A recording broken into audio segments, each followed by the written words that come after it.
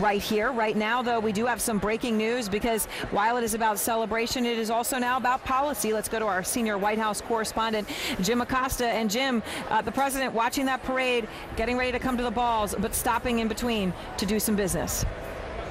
Oh, that's right, Aaron. President Trump went right to work. He went right into the Oval Office shortly after he departed from the reviewing stand after that inaugural parade. And he signed the commissions for General James Mattis, retired General James Mattis, to be the new Defense Secretary, and retired General John Kelly to be the new Department of Homeland Security Secretary. In addition to that, Aaron, and you're seeing a picture there right now on screen, tweeted by the new Press Secretary, Sean Spicer.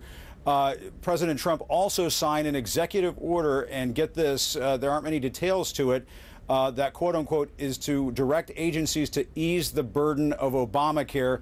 That is all we know at this point from the White House when it comes to that executive order, that the directive to agencies of the federal government is to ease the burden of Obamacare, the Affordable Care Act, the signature legislative achievement of former President Barack Obama. Now, what we understand is going to take place here in the next several minutes is that General Mattis will be sworn in as Defense Secretary.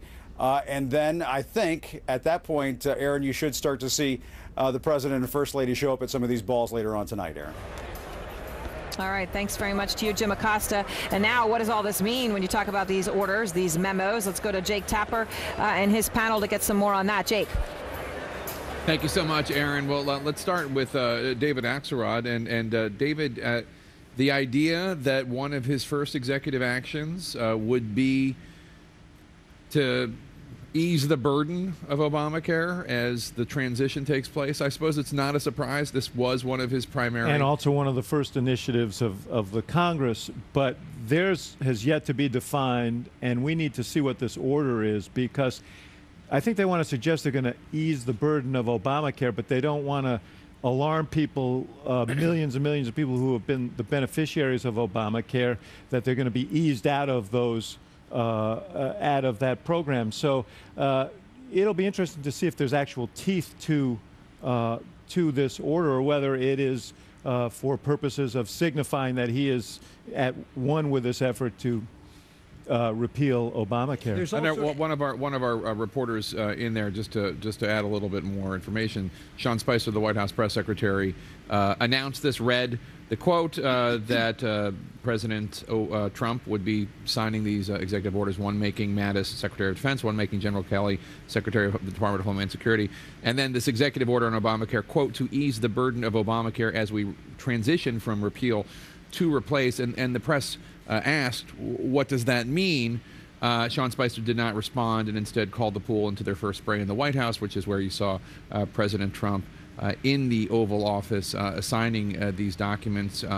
So just yeah, Jake, I mean, I think the reality of the situation is that it is not easy to do what they say they want to do, which is essentially to keep all of the things that people like about the Affordable Care Act and yet repeal it, and put it back together again in a way that preserves those features, keeping people with pre-existing conditions, keeping those people with 20 million covered, kids under 26, and all the features that people like. And there's a reason why they haven't moved quickly with a replacement proposal. Well, you know, they have promised repeatedly that they would not pull the rug out from under anyone. And I think maybe what we're going to see in this executive order is a way to kind of let people know that things won't change until X, if so-and-so is approved, or maybe they can do something on the regulatory side.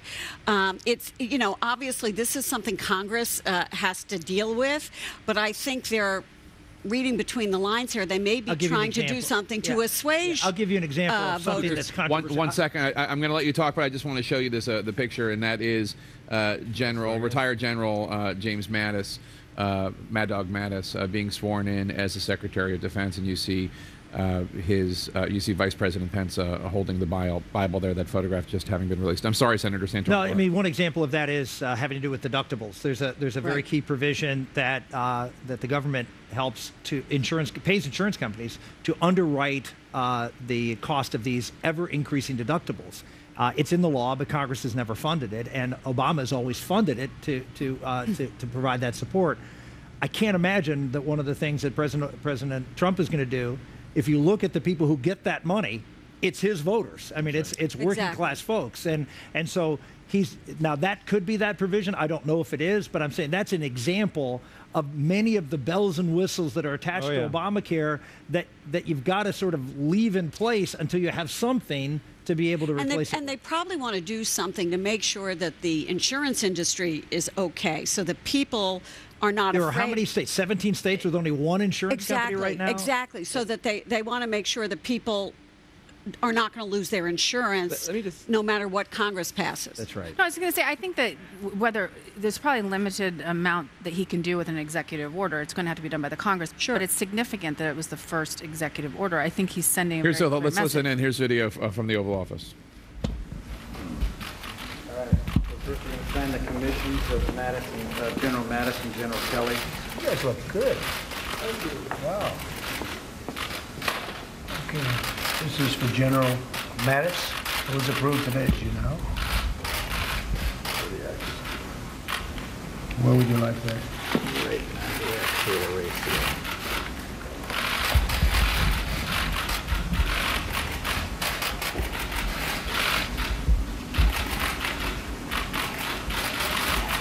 Okay?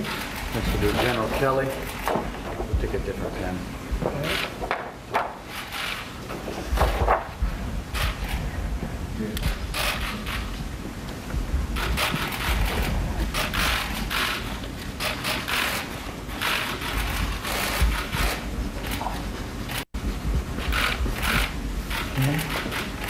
Next is an executive order minimizing the economic burden of the Patient Protection and Affordable Care Act pending repeal.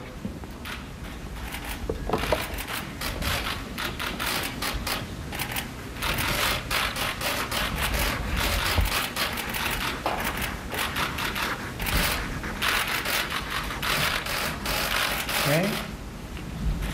All right.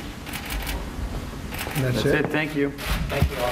Thank you very much. Thank you, guys. Have a great day. Look forward to seeing you all. So there we have President Trump signing his first signings at the Resolute desk in the Oval Office, signing his Secretary of Defense into office, signing his Secretary of the Department of Homeland Security into office, and then some executive action that we are not sure what it does or what it is that is supposed to ease the burden as Obamacare is repealed and replaced. If anybody at the White House is watching, it'd be great if you could inform us as to what exactly this executive action is. We'd love to report on what exactly it is. Here's my point.